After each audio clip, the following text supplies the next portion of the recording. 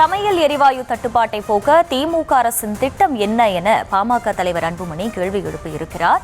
மத்திய அரசுடன் நேரடியாக பேச்சுவார்த்தை நடத்தி தமிழ்நாட்டுக்கு சிலிண்டர்களை உறுதி செய்ய வலியுறுத்தல் விடுத்திருக்கிறார். விவரங்களோடு இணைகிறார் செய்தியாளர் சுப்புராமன்.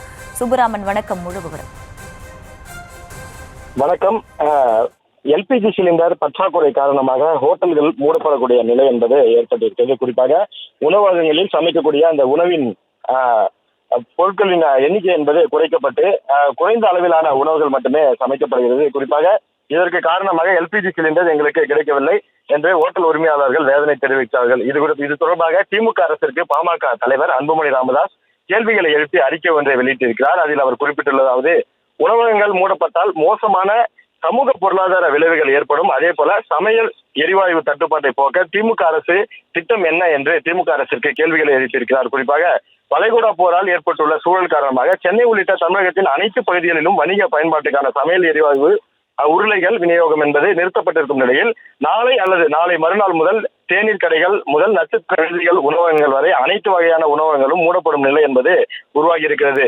அப்படி ஒரு நிலை ஏற்படுவதை நினைத்து பார்க்கவே கவலையாக இருக்கிறது. தேநீர் கடைகள், சிற்றுண்டிகள், உணவகங்கள் போன்றவை தனித்த வணிகங்கள் அல்ல. உணவகங்களுக்கு தேவையான உணவு தானியங்கள் உள்ளிட்ட மூலப்பொருட்கள் கொள்முதல், உணவு வகைகள் தயாரிக்கப்பட்ட பிறகு அவற்றை பல்வேறு வகையான வாடிக்கையாளர்களுக்கு விநியோகம் செய்தல் என மிகப்பெரிய கொள்முதல் மற்றும் விநியோக சங்கிலியை உணவகங்கள் கொண்டிருக்கிறது. அவை மூலப்பொருட்கள் கொள்முதல் செய்யப்படாததால் உழவர்கள்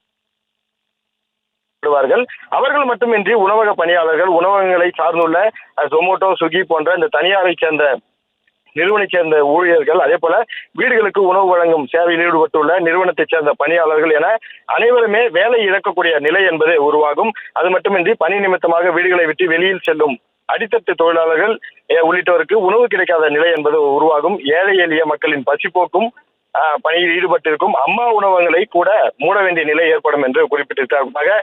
அதிமுக ஆட்சியில் கொண்டு வரப்பட்ட இந்த அம்மா உணவகங்களில் பொதுமக்கள் ஏராளமானோர் உணவு கொண்டு வருகிறார்கள். அது தொடர்பாகவும் அதிமுக கூட்டணியில் இருக்கக்கூடிய பாமக தலைவர் அன்புமணி ராமதாஸ் குறிப்பிட்டு இந்த அறிக்கையில் பேசியிருக்கிறார். குறிப்பாக அப்படி ஒரு நிலை ஏற்பட்டால் தமிழ்நாட்டில் மிக மோசமான சமூக பொருளாதார விளைவுகள் ஏற்படக்கூடும். அதை தடுக்க வேண்டியது தமிழக அரசுடைய கடமை. பெட்ரோலிய பொருட்களின் உற்பத்தி, விநியோகம் ஆகியவை மத்திய பட்டியலில் 53ஆம் இடத்தில் இருப்பதால் அதில் மாநில அரசுதான் அதிகாரத்தை பயன்படுத்த முடியாது.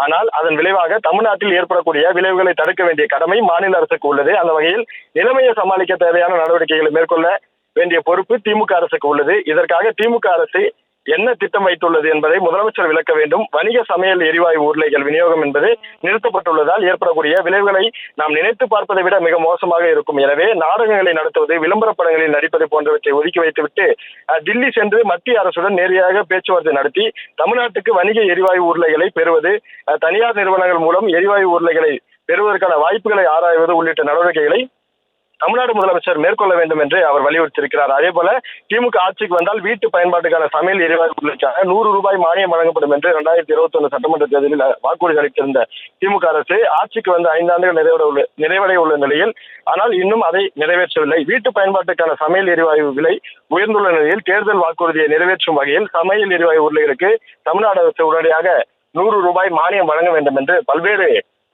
கேள்விகளை திமுக அரசு மீது எழுப்பி இந்த அறிக்கையை அவர் வெளியிட்டிருக்கிறார். விவரங்களுக்கு நன்றி சுப்புராமன்.